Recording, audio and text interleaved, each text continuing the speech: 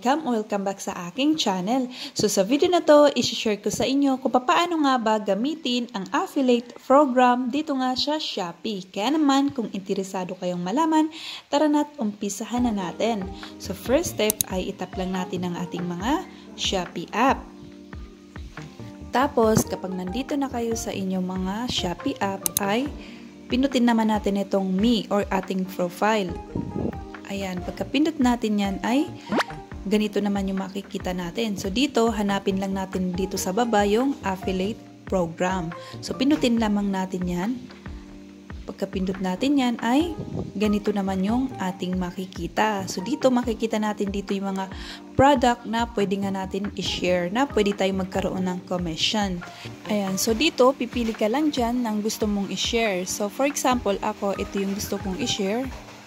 Ayan, so pagkapindot mo ng product na yun ay ganito yung lalabas or may lalabas dito na samot-saring pagpipilian mo kung saan mo siya gustong i-share. So halimbawa, yung link lang yung gusto mong makopy ay pinutin mo lang itong copy link. Tapos i-paste mo na siya kung saan mo siya gustong platform na i-share.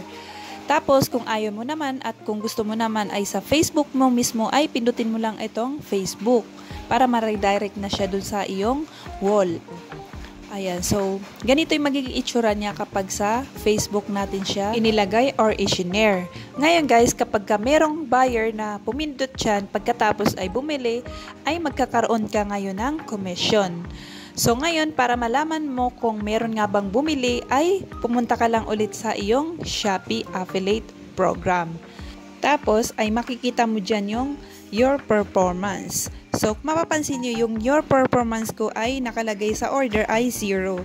Pero dun sa clicks ay 4. So, ibig sabihin ay, pag wala sa order, ibig sabihin, hindi tayo nakapagbenta ngayong araw. Pero, for example, merong umorder sa'yo nung mga nakaraang araw, ay hindi mo siya makikita dito. Makikita mo yun dito sa last 7 days. So, para makita mo yun ay pindutin mo lamang yung last 7 days. So, dito, lalabas dito kung ilan yung umorder sa link na iyong i-share or kung ilan yung buyer. Yan. So, nung kinlik ko yung last 7 days, kung mapapansin nyo, meron nakalagay na order na isa. Tapos, sa tabi nito ay nakalagay naman dyan, item sold 1. So, isa lang yung item na naibenta natin.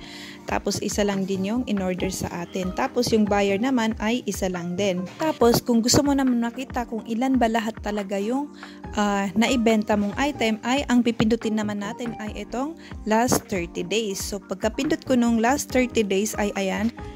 Diyan sa orders ay meron tayong 3 orders. And then sa item ay ganun din, 3 items sold.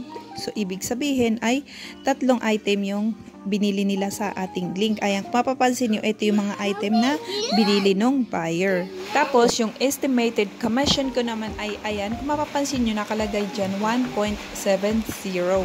So, as of now, dahil bago-bago pa nga lang din yung akin is, ayan, so, kailangan lang maging masipag tayo sa pag-a-upload or pag-share ng mga product kay Shopee gamit ng ating affiliate program para magkaroon tayo ng mas marami pang commission.